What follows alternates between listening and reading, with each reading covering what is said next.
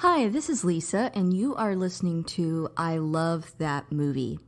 This podcast is for movie lovers. It's not an unbiased opinion, it's not a straightforward review, it's just a couple people talking about a movie that they love. The format is each week I have a guest, and that guest and I discuss a movie that they love, something they're obsessed with, something they connect with. We'll talk about the plot, the director, and the actors, but we'll also talk about the personal connection my guest has with that movie. So if that sounds like something you want to listen to, keep listening.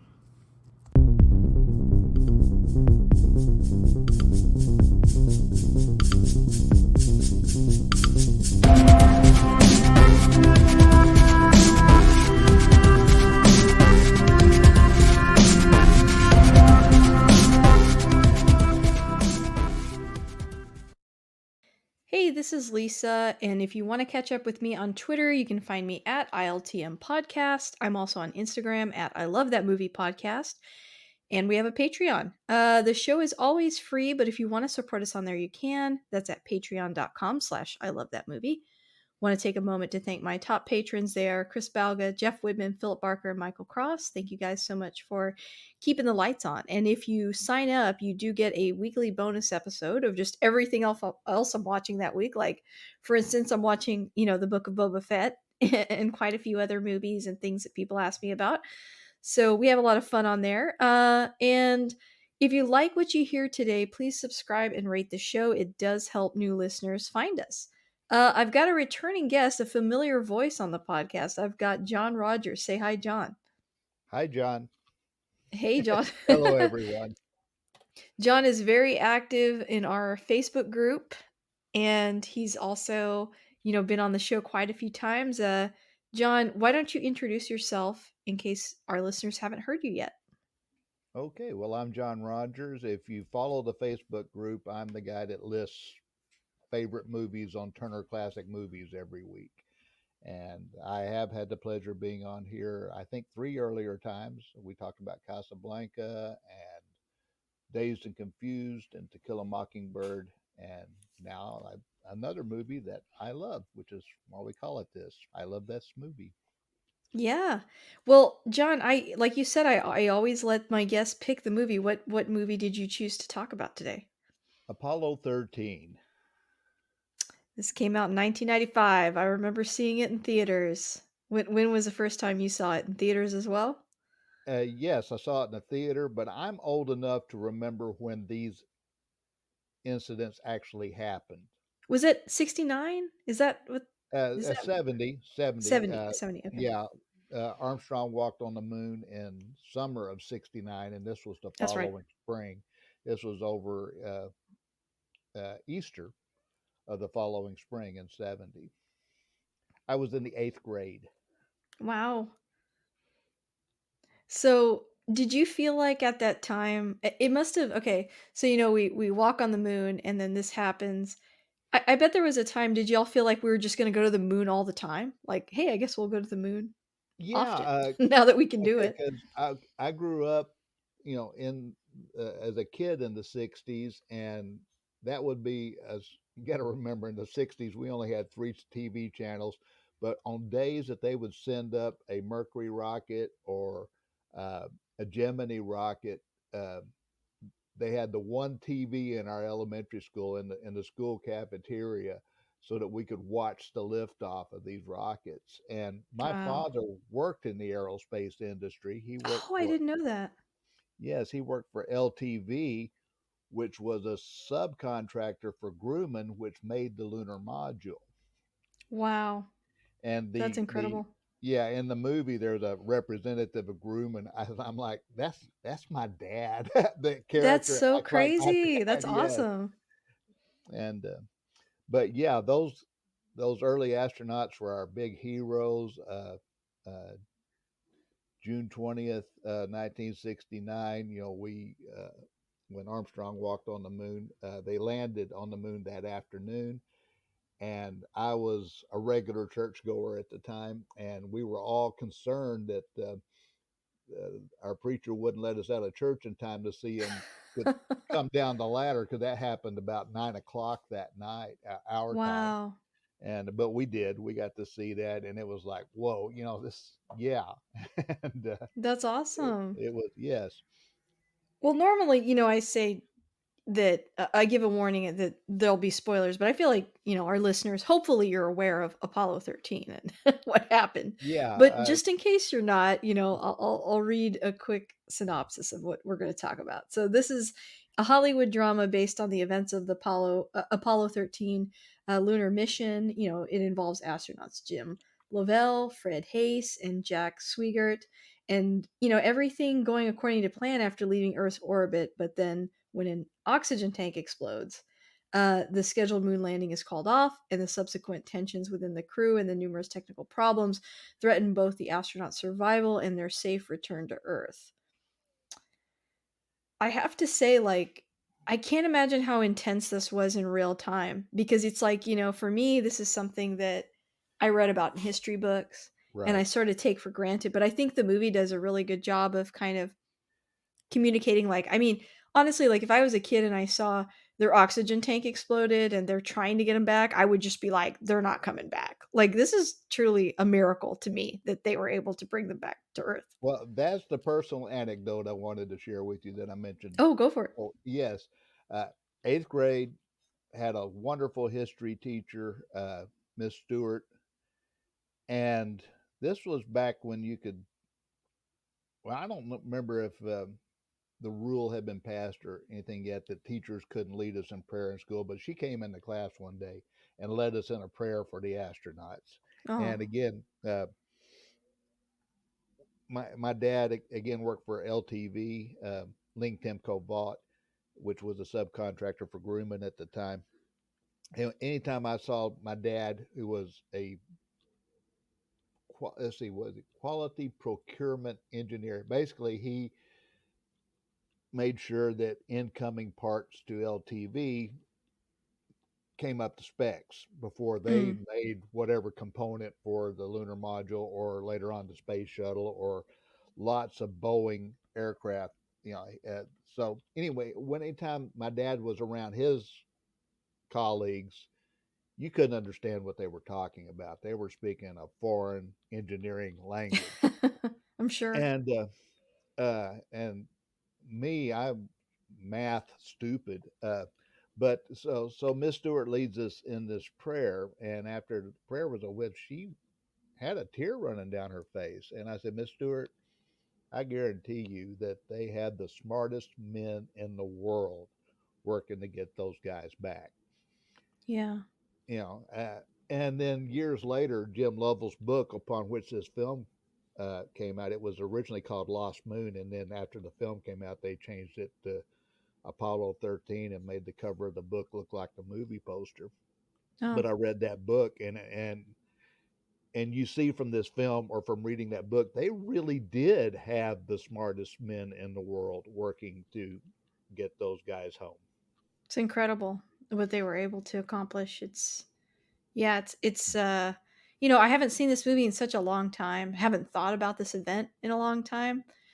But it's such a perfect film to generate a lot of hope. It's a good choice because it really happened, and it is really incredible what they were able to achieve. This is directed by Ron Howard, who makes an appearance in the film. When I saw him, I was like, "Oh my gosh, he's so young." He still kind of looks like I, Richie. wow, I don't remember Ron Howard. I think he is, His isn't he? his Maybe I'm making brother, that up. Oh, I, was it I, his brother? his brother played one of the. He played a technician called Ecom. Okay, I think Yeah, that's who I'm thinking of then. There yeah. was someone that looked just like him. Well, Ron and He had red hair and uh, everything. uh, oh, I know who you're thinking of, and I don't believe that was Ron Howard. Oh, okay, okay. There was a redheaded Capcom. Okay, before we get into, there's a lot of this movie is heavy on the techno speak, but you don't have to understand it all to be able to follow the story.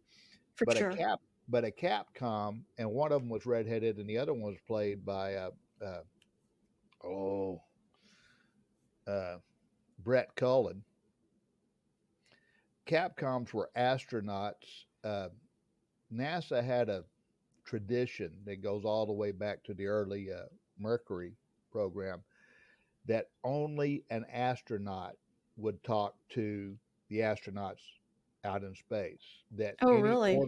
That any orders from the flight director, which was played by Ed Harris, went through the Capcom, Capsule Communications, and that would be an astronaut, and Mm. they would take turns being the Capcom for the mission. And there, one of the actors that played a Capcom was redheaded, and that might be who you're thinking of. Yeah, I thought that was him. He looked just But like him. Ron Howard's little brother, what's his name? Played one of the technicians, and Oh, he's okay. he's bald headed, wears glasses. Mm. Uh, uh, anyway, I've got my list of cast members here,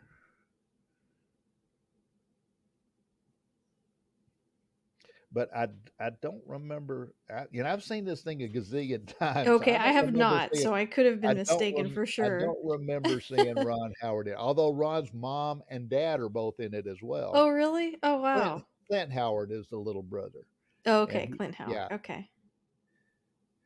uh, Well, I've got a couple of quick facts I wanted to share too, about the film, just real quick, and then we'll dive into. I'm sure you have way more than I do, but one of them I had was that in some scenes where the Earth can be seen from the windows of Apollo 13, it is one of the photos taken from by Jim Lovell and Bill Anders on the Apollo 8 mission. hmm Also, oh, go ahead. yeah, Apollo 8. That was the first time we actually went to the moon. They did not land. That was the first time they went and flew around the moon. That was the first time we got to see the dark side of the moon from those Wow, photographs that Jim Lovell took. And uh, and it was so great because it was Christmas Eve.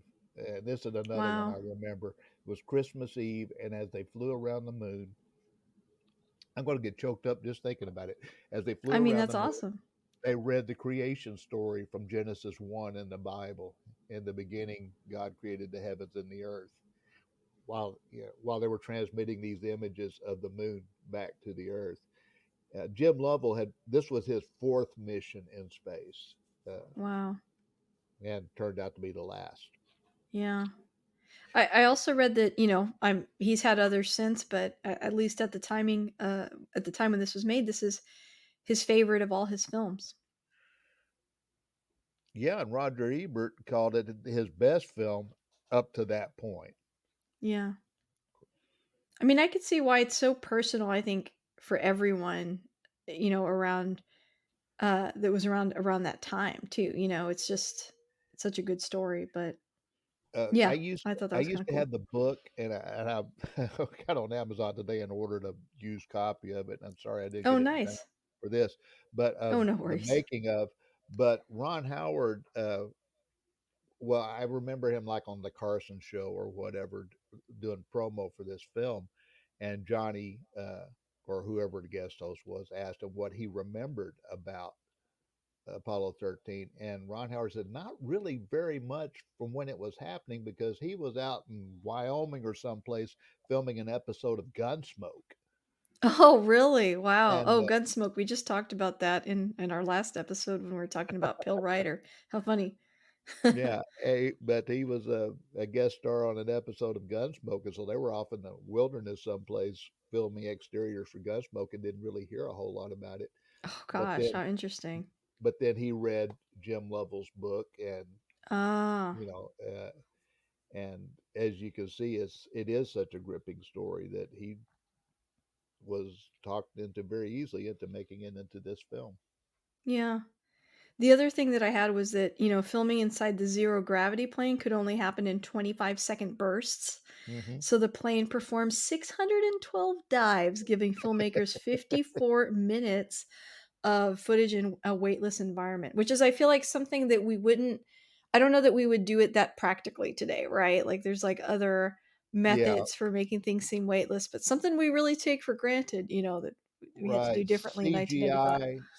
CGI was in its infancy when this film was made.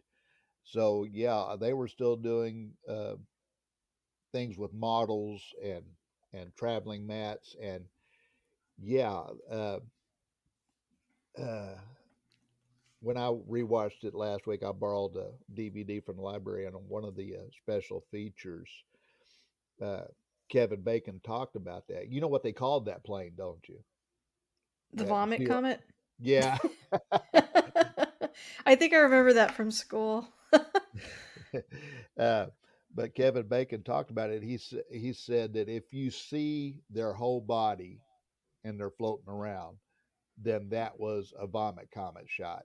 And Ugh, but gosh, it, I would hate that.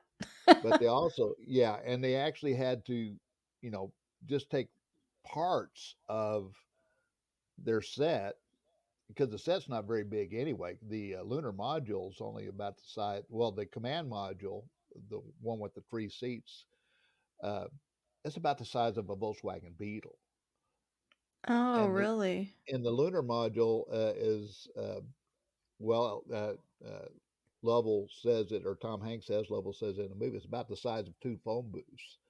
Uh, so Wow. yeah, and it's by selective angles and stuff like that that they would have, Tom Hanks or Kevin Bacon or whomever floating around and a piece of the set behind them, but you've only got that 25 seconds, and they would have to start looking around for a place to land that wasn't Mm. a set piece, that was part of the padding that they had in the plane. But Bacon also said, even though there's quite a few of those shots in there, that most of the time, if it's a close up or a two shot, that they're just kind of flexing their knees, making it look like they're floating around. And there's one shot where you see Tom Hanks and Bill Paxton right side up to us, but in the background, Kevin Bacon is upside down. He was really Mm. hanging from his knees Oh on a my like a gosh. chinning bar. Ugh.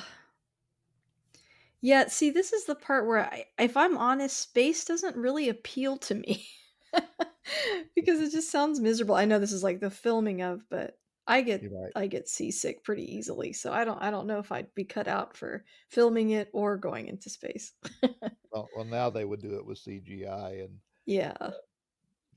uh, things like that. But I think and that's what is cool about it is, and not only the space shots, but Mission Control. They went into such exacting detail Mhm. of recreating Mission Control the way it looked in 69, 70.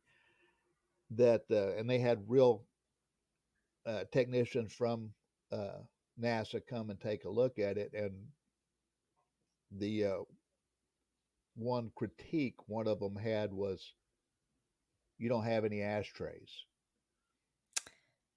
Right. because back then everybody smoked. I know Everybody this. smoked, and so they went out and bought a bunch of ashtrays, and you see these technicians smoking in the movie, which they hadn't really even thought about. So funny how, you know, even to this day, that's always up for debate when depicting a different time period. It's like, do you include all the cigarettes or not? Like that's still a hot topic, you know? Hmm. Like I remember in Stranger Things, I think in the first season people were smoking and because kids watch it, they were criticizing it like, "Hey, maybe we shouldn't have all these people smoking." It's like, "Well, it's the 80s. Like people smoked." Things change. What something you said earlier on, about spoilers? Yes, this is a historical event. We know they made it back all right, blah blah that. But what is amazing is how Howard and his editors create this sense of tension. Yes, Uh, very true. Because really, I and mean, we're so limited in our knowledge of what's going on that they have to communicate how intense it actually is. now there's something that they uh, again. I was listening to Jim and his wife, and I'm sorry I cannot remember her name. But on the DVD, there's an audio track you can select where they're doing commentary, and he would point out and say, okay, this is a little bit of dramatic license here to make it seem like a little more dramatic than what it seemed at the time. And while, yes, the possibility of being stuck out in space forever is pretty dramatic, uh, he said these guys were just doing their jobs. Everybody was just doing their jobs. And the scene between Kevin Bacon and Bill Paxton, where they get into an argument, the real Lovell says that didn't really happen. That was created to add some more tension, dramatic tension to the movie. And uh, Kevin Bacon's character is kind of portrayed as a rookie, Mhm. uh, untested rookie. And Lovell says, "Hey, this guy knew his job. He wrote Jack Swigert wrote the emergency operations manual for the command module. Wow. He knew that craft inside and out, uh, Yeah. and so it's yeah." And he said, there's a scene where they have to dock the command module to the lunar module. They have to turn the command module around, go back to the service bay thing, and pull the lunar module out. That's the part that would have actually landed on the moon, and that's seen as a very critical point. And that's what Jack Swigert's character was. Everybody's wondering, okay, park that thing, rookie, and all that. And Lovell said, "Hey, if Jack hadn't got it the first time, well, he would have just tried again. And then if he wouldn't have tried it, I've done that operation before. I would have given it a shot." And Yeah, I can see how because they needed some entertainment license to add right, some drama, yeah. But but that's he nice of him though to interject with that because I mean, yeah, it's I think in the movie there's sort of I mean, it's Tom Hanks, right? We talk right, about Tom Hanks on this podcast like once a month, I feel like. We have a Tom Hanks movie. But we've got Tom Hanks, Bill Paxton, Kevin Bacon. I mean, this is making these, astronauts look like cowboys, rock stars, right? And I do think that's kind of like the public perception of them as well. So I think, they had to make it more entertaining. But I'm glad that Jim Lovell, said that about Jack because that's important to know. He was a yeah. professional. And the thing is, by the time this movie was filmed, Jack Swigert had passed away. So it's kind of like in a similar thing in The Right Stuff. Gus Grissom is seen to be a kind of a foul up a bit, but he's the astronaut that died in the Apollo 1 fire. So he wasn't there to defend himself or set the record straight. And that's the sort of the thing here. And yes, you're right.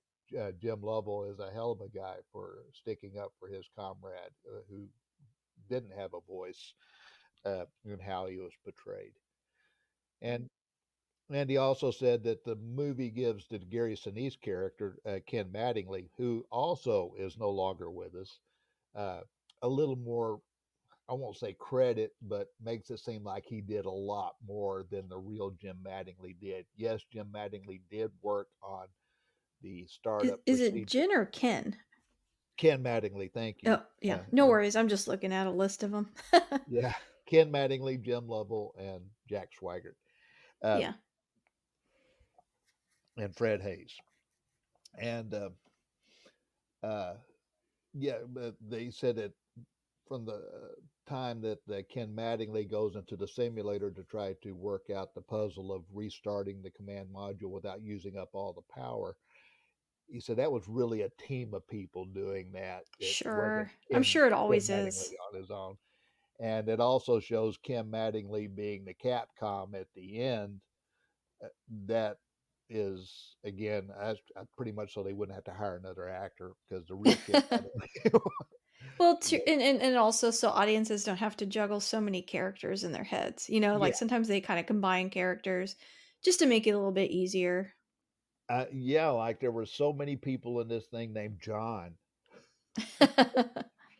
There was John Aaron who was working with Ken Mattingly on the startup procedure. There was the astronaut that was their backup, the dark-haired astronaut. His name was I don't remember his last name, but his name was John, and he's in the same scenes with John Aaron, and you're like, oh my God, which John are they talking to? and but those were the names of the real people. It was Yeah, interesting to me. Joe Spano plays. They just call him the NASA head of NASA or something like that. That's based yeah. on a man named Christopher Kraft, Chris Kraft, who ran uh, NASA back in those days. And I don't know why they didn't use Mr. Kraft's real name, but he was the head guy at NASA. He's the guy that talked to the president. He's the guy that went to Congress for funding. And Wow. yeah, and Ed Harris. Oh my God. Yeah, Uh, I love that Ed Harris is in this. yeah, and it wasn't that many years after he played John Glenn in The Right Stuff, Oh, that's right. and I've seen footage of the real Gene Kranz, and yeah, talk about square jawed. Really? Yeah, and he pretty much had the real Gene Kranz nailed. Now, again, they kind of give his team more credit again to streamline the storyline. Uh, what's it? Mark Mcclure also plays a flight chief. They work different shifts, and something I read someplace that Mark McClure's character, I think, is another John. Uh, that his shift was the shift that was actually on or was about to come on when the explosion happened. Glenn Wow. Glenn Lundy, not John Lundy, Glenn Lundy, and it was things that we see Ed Harris doing in the movie. Glenn Lundy in real life, Mark McClure's character did it. Like when the room was going crazy. Hey, we got this explosion. We got this readout showing this. He's the one that settled the room down in real life. So again, Wow. they have to streamline the story, of course. Yeah. And but yeah, Ed Harris, if if he wasn't nominated for a supporting actor, he should have been. I feel like. Yeah. Yeah, I think he did a really good job in this film. I mean, he always does. Love him. Yeah. So we've kind of, talked about some of the actors, talked about Ron Howard, obviously, but are there some specific favorite scenes? I know we've talked about a couple of them, but some more favorite scenes that you want to talk about? You can go chronologically or, however you Uh, want. my favorite scene is the heroics of somebody that's not out there in space, Yeah. and this really happened. Uh, because they're got three guys crammed into this spacecraft that was meant for two guys, their carbon dioxide level accelerates, goes up, and they have these filters that clean the air, Mhm. and the ones that were made for the command module, which they've shut down because it's not working, uh, are a different shape and size than the ones that they use in the lunar module. Mm. And and the carbon dioxide levels are getting pretty high. And there's this little technician. I say little. The man who played him was not very tall, not very big stature. He looks and you want to talk about revenge of the nerds? This movie is the ultimate revenge of the nerds because it was a bunch of nerds with slide rules. They didn't even have pocket calculators yet. They Right, were using yeah. slide rules and figuring equations on pads with pencils. Um, at one point, Kevin Bacon's character says, "I know we're not going to make it back because I can add." It's Yeah. amazing I know the people forget mathematics. that we went to the moon on less technology that's in a pocket calculator. It's crazy. Oh yeah, our cell phones have more technology in them than what the spacecraft have. But so this technician, as in his team, has to come up with a way to make the command module air filters work in the lunar Mhm. module, and uh, and this comes from also from Jim Lovell's book, the term "steely-eyed missile man." When uh, when they create this out of a spacesuit and duct tape and a plastic bag and stuff. This adapter, and the astronauts install it, and it works. Brett Cullen, who's playing that Capcom, uh, when they realize it's working, he turns to the little technician guy and says, "You, sir, are a steely-eyed missile man." And that, according to Lovell's book, was the highest praise an astronaut could give to a non-astronaut that worked for NASA. Steely-eyed missile man. And I That's love that funny. scene because, yeah, Revenge of the Nerds. It was the nerds with their slide rules and pencils and papers that got those guys Yeah, for back home. sure. For sure. Yeah, for or what's another scene that you really enjoy? Uh, I know well, there's so many. yeah, I'm a sucker for dad son scenes, and Oh, yeah. the early scene where Lovell is talking to his kid, and the kid asks about the Apollo 1 fire, and the kid's worried that something like that could happen to his daddy, and it's the kind of thing that Tom Hanks excels at, being everybody's dad, Yes. reassuring his son that the problems that Apollo 1 had been fixed, uh, and wouldn't be a problem for them. They wound up with other problems. Yep, yep. So that's another favorite scene. Well, and all the family scenes. Yeah, I agree. I think even like the party they have in the beginning and when they're the wife and Tom Hanks and his wife are drunk and they're staggering outside and you know Yeah, she's like, "Oh gosh, I'm not going to bed tonight." We all know what that's like, and I don't know, it's just fun seeing them so normal and excited, and right. I love her line. that's a good one. Is after the party, and they're out in the backyard, and she says, "I can't deal with cleaning this up. Let's just sell the house." Yeah.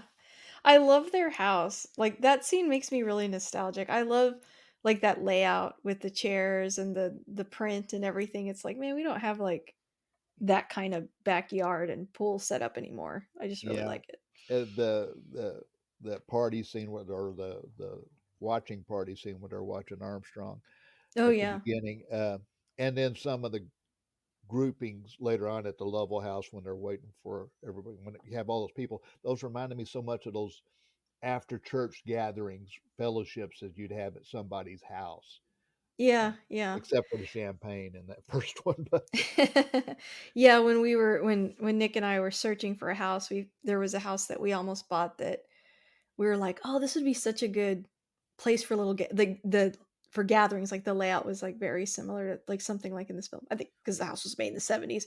In fact, my house now was made in the 70s as well. But yeah, I don't know. There's just something about gathering in the 60s and 70s in that time. So I don't and know. that's something Mrs. Lovell talked about on that commentary track. Marilyn Lovell's her name. Kathleen Quinlan played her, and she did a fine job too. Oh yeah, she did. Uh, I mean, everybody did.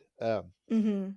But she talked. But the real Mrs. Lovell on that audio track talked about how when they were researching the film, the uh, uh, location scouts or whatever came to the Lovell house and took pictures of their house. And while the Oh movie house isn't exactly like their real house, she said it was very the styles and things were pretty close. yeah. You know, to the styles back then, and the clothes. They got the clothes right, they got the haircuts right. Lovell himself talked about because Tom Hanks is wearing sideburns. He's like, "Yeah, we all wore sideburns back then," Yeah. and and When those. when when you're talking about family scenes, one scene that I find touching is when they visit. I think it's Jim's mom, Mhm. and she's trying to watch the TV so that she can see her son, and then they break. Which I'm almost like, why did they even tell her? Like, maybe don't tell her. I don't know. Is Right. that maybe that's just my opinion? I'm like, I'm not sure if I would tell grandma what's going on, but they tell her, the situation is kind of dire, and she has such encouraging words, and I just I don't know, I really like that about this movie that, like, the odds are so stacked against them, and but yet everybody seems to have this spirit of, like, they're gonna figure it out, they're gonna figure out a way to come back home. Yeah, you remember the younger daughter starts crying, and grandmom says, "Are you scared?" And the little girl just nods her head, "Yes." Yeah. She says, "Well, don't you worry, sweetheart. If they could get a washing machine to fly, my Jimmy could land it." Aw. And yeah, and that was Ron Howard's mother that played that role. Oh, really? Oh, Yeah. wow. Yeah. It's very moving and very nice, you know? Yeah, it definitely captured a moment in time, and, uh, the only critique I have, and Lisa, I can tell you, anytime this thing is on, if I'm not watching anything else, it's at least playing in the background, and I have watched this thing in Spanish. It'll be on one of the Spanish stations, and I'll be flying by, "Oh, there's Apollo 13." I don't need to hear it. I know I've seen it so many times that, I know what they're saying. Uh, Yeah. but, the visuals are great, but that's the one critique I do have is in Mission Control, and it's really evident near the end. Ron Howard fell in love with this camera that he had that could move around pretty easily. Mhm. You see shots like this a lot in concert videos where the camera's moving across the stage or something. He had this camera Yeah. moving quite a bit in the Mission Control scenes. And there's one scene where Gary Sinise and two other actors are standing in a perfect triangle, and the camera comes in on them, and it's like they're perfectly playing. I'm like, that looks just a little too contrived to me. But Yeah. I think he got a little fancy with the camera work in Mission Control. From time to time, I think he fell in love with this camera that could move around very easily and go in and out of the A new aisle. toy. Yeah, and but yeah, that three shot of those guys standing in this perfect triangle, I'm like, that looks kind of posed. Uh, and that's like the only critique I have of this film. Yeah. What do you think of, like okay, I noticed in the film, the wife, she tells or Marilyn, she tells Jim, like, that she's gonna not take her son out of school. This seems to be a sticking point between the 2 of them about, watching, his launch and things like that while the kids are in school. I don't know, I found that kind of funny, like, you think Yeah. there would be an exception, maybe, I don't know. Well, this was her fourth time, and well, Oh, that's true, that's true. she tells Tracy Reiner, who played Bill Paxton's wife. We know her from League of Their Own, Oh, yeah, and another movie we've talked about. yeah, and she tells her at the launch that this doesn't end for me till he lands on that aircraft carrier. I Okay, okay, think the yeah. idea was this was incredibly stressful for her. I mean, because Yeah, I can't imagine. I don't envy you her. know they're sitting on top of a gigantic bomb, Pretty much, yeah. and uh, I get the idea that they were playing Marilyn as this. She just really didn't want to put herself through that again. Mhm. But of course she does. Uh, just before the launch, there's a scene where she's taking a shower at her motel and she drops her wedding ring Oh, yeah. and it goes down the drain. Uh, and it's kind of played very hyper dramatic. Uh, Marilyn said, said that, yeah, that really did happen. She dropped a ring in the shower, but it wasn't that big a deal. She just put her clothes on, got the building manager to come. They took the grate off the thing and fished her ring out of the drain with a bent coat hanger or something. I said it Oh, really that's wasn't that good. big of really wasn't that big of a deal, but it was kind of a nice symbolic moment in the movie. Yeah, yeah, more metaphorical for sure. Right, uh, like her W trepidation about the number 13. She said, Yeah, yeah, is an unlucky number, and "Yeah, turned out to be. Well, the real Marilyn says it really didn't enter their minds that much, but it plays good in the movie. Yeah, it was good for the movie. Another scene that kind of well, a scene that bothered me as, thinking from a modern day perspective, I guess, um, when I can't remember which astronaut. I guess it's Bill Paxton's character is the one that's really sick, right? Right. Hmm. Okay. And he, that they're monitoring his vitals and they're like, "Hey man, you have like a 100-degree fever, you really need to sleep." And he like rips off the little sensors and then they all do, Right. and it's sort of like this kind of manly macho moment like, "We don't need these things and we're good." And I'm like, nowadays, I'm like, I don't like that. Put those back on. The fever thing is important and they really should have taken that seriously. But maybe that's just me being kind of a little Yeah. bit of a hypochondriac and concerned for them. But I'm like, kids out there, it's not manly to ignore your symptoms. Right. Take care of yourself. Especially these days. Yeah, especially these days. But yeah, it was like, they're just trying to help you. And they Well, really should have slept. They could have maybe slept a little bit. I don't know. But that's just me defending them on that yeah, front. and at the same time, as sort of, and this actually happened. So, but it feeds into the irony of it. Gary Sinise's character, Ken Mattingly, gets grounded because he had been exposed to the measles and he had never Oh, had yeah, the that's measles. right. And then they go up with Kevin Bacon's character, Jack Swigert, instead as the command module pilot. You got to remember these guys had specific jobs, but all three of them could do each other's jobs. Oh, Tom sure, Hanks sure. had been the command module pilot on Apollo 8, so he Mhm. knows how to fly. In fact, there's a well, we'll get to that in a minute, but yeah, that's the irony of the movie, though, that Gary Sinise's character was grounded because they feared he might get sick, and Bill Paxton's character does get sick. Yeah, I mean, you never know. Right. Was that true to life too? Like, did he Yes. actually get sick? Oh, wow. Yeah. Oh, He that would he be got sick. horrible. He got some sort of little flu bug or something, and it did get very cold up there because they had to shut everything down. And Jim Yuck. Lovell talks about how he really did put his arms around Fred Hayes to help him to warm up. Uh, Gosh, again, just not my cup of tea. I'll let someone else do that. right. Uh, uh, oh yeah, near the end, Tom Hanks, of course, okay, Kevin Bacon's been back at the command module, powering it up. Again, Mhm. a process that they had to do just right, had to do it in just the right order, or they wouldn't have the systems that they needed to steer and deploy the parachutes and everything. And Gary Sinise's character, Ken Mattingly, is walking him through that. Well, Tom Hanks is still back in the Lunar Module, which has been their lifeboat,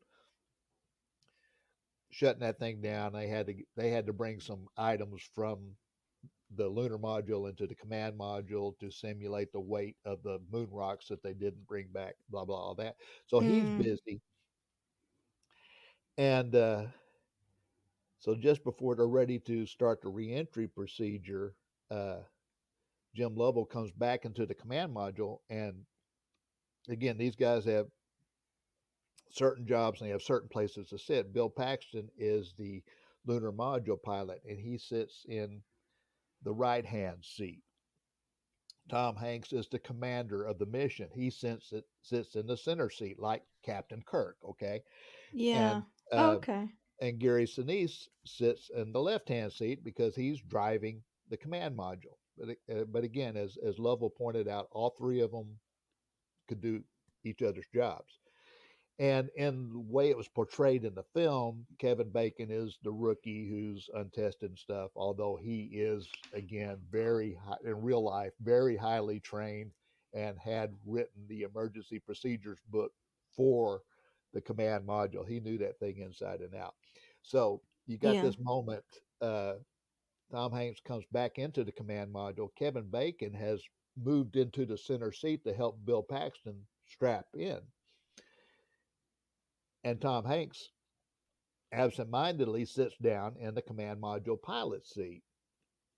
Right. And Kevin Bacon, Jack Swigert, turns around and sees Captain Commander Lovell sitting in his seat, and he thinks, "Oh my gosh, he's not going to let me drive this thing in. He doesn't trust me." Mm, And Tom Hanks or Jim Lovell realizes his faux pas and says, "Um, I'm sorry, Jack, force of habit." Because again, on Apollo 8, he had that was his seat. right. Then he says, "Get over here. She's yours to fly." And it's a neat moment. Whether it really happened Yeah. that way or not doesn't matter. But uh, and they get in their proper seats, and Kevin Bacon does the things that his job was supposed to do to make the reentry happen, and obviously it did. So Yeah. They do a good job of making Jim Lavelle seem like a real stand-up guy. I think particularly his attitude towards the end was something that really stuck with me about how, he never made it on the moon. right, But the focus shouldn't be did he make it on the moon or not. The focus was how many people saved his life, how many people worked tirelessly to bring him back home, like he said, and that was such a special and incredible thing that happened, and his book and the way he chose to view that situation in such a positive light when really it was like a huge disaster. I think that's what's so moving about his experience. yes, and Ed Harris is as Gene Kranz says it, and whether this conversation really happened or not, you hear Joe Spano's character again, Chris Kraft, say the reporter guy is asking, what if they don't make it back? And he says something like, "Well, this could be our biggest tragedy." And Ed Harris immediately says, "I beg to differ, sir. This is going to be our finest hour." Oh my gosh, I'm tearing up just thinking about it. Oh, this, yeah, no, I this mean, will be it our it's finest. it's extremely moving because it is about perspective, and I mean, I think his book was about perspective and the movie's about perspective, you know? Yeah, It could have been a huge tragedy, it was prevented, and he's choosing to see this as a highlight in his life, he spent all his life wanting to get on the moon, and that's not what happened, because sometimes that's not what happens in life, what we want to happen, but his attitude and his perspective, I think, is just and Ed Harris's line there too. It's just very true. It turned out to be a great success.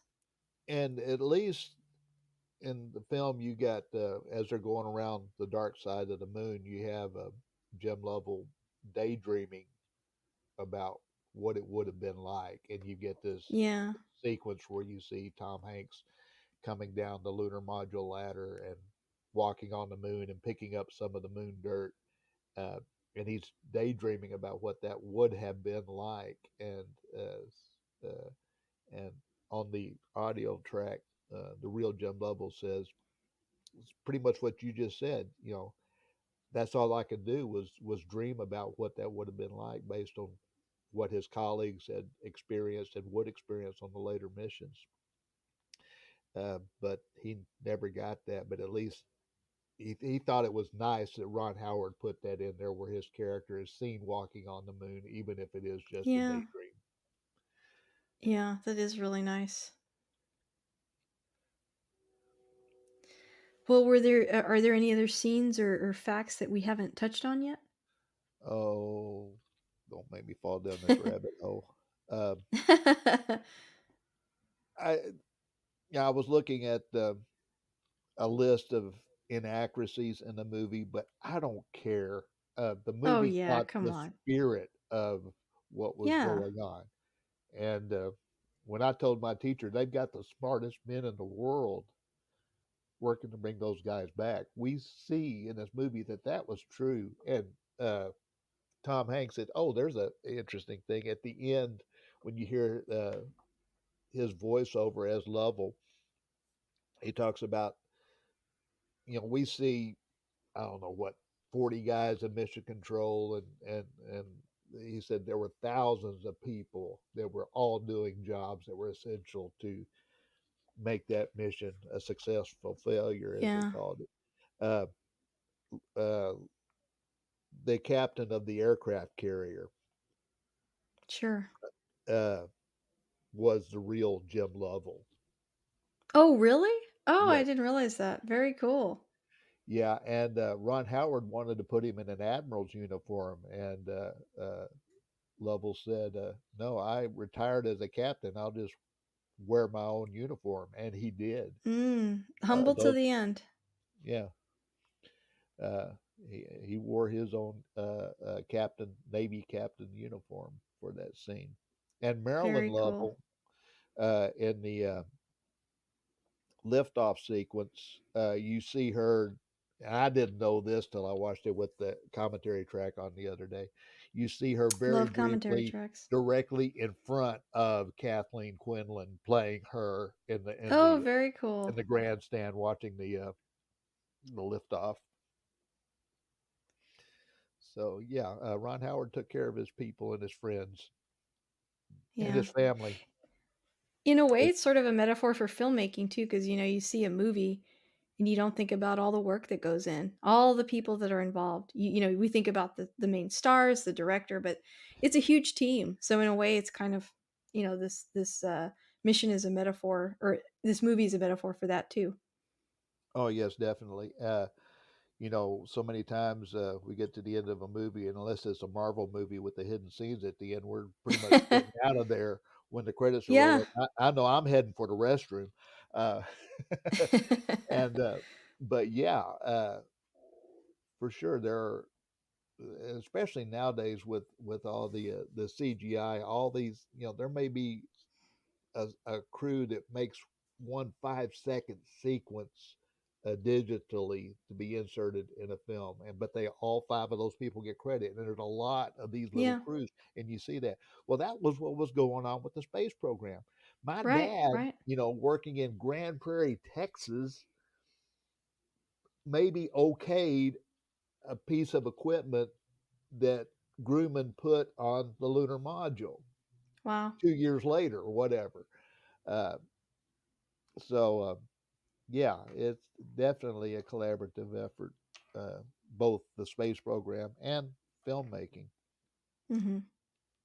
Good point. Well, I guess this brings me to my last couple of questions for you then. Why do you think, if you could sum up what we've been talking about, why do you think you've seen this movie so many times? Like, why do you keep coming back to it? I You're gonna make me cry. That's okay. Crying is okay. This was so real to me when it really happened, Yeah. and we didn't see the splashdown on television. I don't know if it was because we were in school or what, but when I see those red and white parachutes open at the end, it's like, yeah, we win. Oh, The good guys win. The nerds win. Uh, yeah. all the steely-eyed missile men. That's Uh, that's wonderful. yeah, and the How fact would that you pitch this to someone that hasn't seen it before? uh, one got the most accurate looking, not really NASA footage ever shot.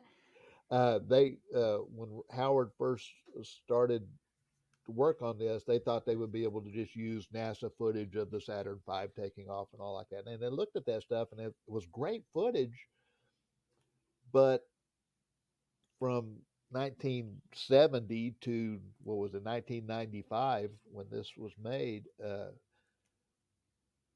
the quality of film itself was just so much better, and so they recreated uh, the launch, the ice coming off the outside of the rocket ship as it went up, the fire shooting out. They had to recreate all that, and they did an amazing job. And Jim Lovell said there's a shot from overhead with the rocket coming almost straight at the camera and then flying by. He said there's no way in real life you could have gotten that shot because you had to have the clear airspace. But if they would have been able to park a helicopter up there hovering to get that shot, he said that's exactly what it would look like. And the stage separations when they're jerked around inside the spacecraft from the sudden inertia. He says that's what we felt. He had a great line. They're the character, small part, uh, named Gunther Wendt, a German rocket scientist that you see in the scene where they're suiting up. And in the book, he said, "You knew they meant business when you felt Gunther Wendt put his foot on your shoulder and pull that seat belt tight." And because they had to be strapped in so hard for that liftoff and for those stage separations. You knew they Wow. meant business when you felt Gunter Bent put his foot on your shoulder and pull that seatbelt tight. Uh, Wow. and he said, this was in the book, and then you see it in the movie. He says, and the weightless, you see things floating around, and it's not CGI things. They went up in the vomit comet and took those shots, or you see uh, uh, Bill Paxton. God rest his soul. We just lost him last year. Yeah, I know. Uh, Doing somersaults in the little segment where they're supposed to be doing the TV broadcast and just having so much fun. Level says, that's what we did. We had as much fun up there as we did work. We did a lot of work, but we found time for our fun. And there was no other time when they could have that experience of Oh, that's so floating around. nice. And that is so by watching it, you get an idea of what it was like for these guys, Yeah. and they were my heroes growing up. Uh, and uh, I followed the space program fairly closely up through the Apollo, and then after it turned into space shuttles, and I had grown up into a young adult and was more interested in other things. I kind of lost track, but they're the character who's again a real person. Deke Yeah. Slayton, played by what's his name, Chris Ellis. And Lovell introduces him as the head astronaut. He was one of the original Mercury 7, but he didn't get to fly because of some medical condition he had. And near the end of the Apollo program, or in fact, it was the end of the Apollo program. Uh, this wasn't a moonshot, but it was more of a public relations shot. It's called the Apollo Soyuz, where Mm. an Apollo command module docks with a Russian Soyuz in an early effort to cool down the Cold War. And Chris Kraft says, told whoever decides, well, Deke Slayton actually decided who went up on the mission. He says, but Chris Kraft or somebody said, we screwed Deke around long enough. He's going up this time. So Deke got to take his ride Oh, on wow. the Apollo Soyuz mission. He was one of the first astronauts picked, but but the last of those first astronauts to actually get to go into space. Wow. Incredible. Yeah. But yeah, if you want to get the excitement of what that time was about, this is the movie to watch. Yeah. Maybe paired with The Right Stuff. Yeah. That's a great film, too. Uh-huh. Well, John, this has been so fun and so incredibly informative, as always. I loved all those anecdotes that you had about, how your own life intertwined with this event and also with the movie. And, it just goes to show that films can be really special and very personal. And, I appreciate you sharing that with me. Really appreciate having you on. Where can people find you? Where can they find me? Uh, in If you want to be February, found. if you want to drive up to Pilot Point, Texas, in February 18th is when we open our little community theater up here called the Garage Door Theater at the Pilot Point Community Opera House is presenting A Few Good Men, and I will be appearing in that. Uh, and I'm going to audition for, now that I'm fully retired from teaching. I've got a little bit more time. I'm going to audition for a couple of community theater shows this weekend. I've whether I get cast or not, I don't know. But yeah, A Few Good Men at the Pilot Point Garage Door Theater in February, opens February 18th. I play a little part that was played by Jack Nicholson in the movie. Nice. And I've got to lose a few pounds so I'll look good in a Marine uniform.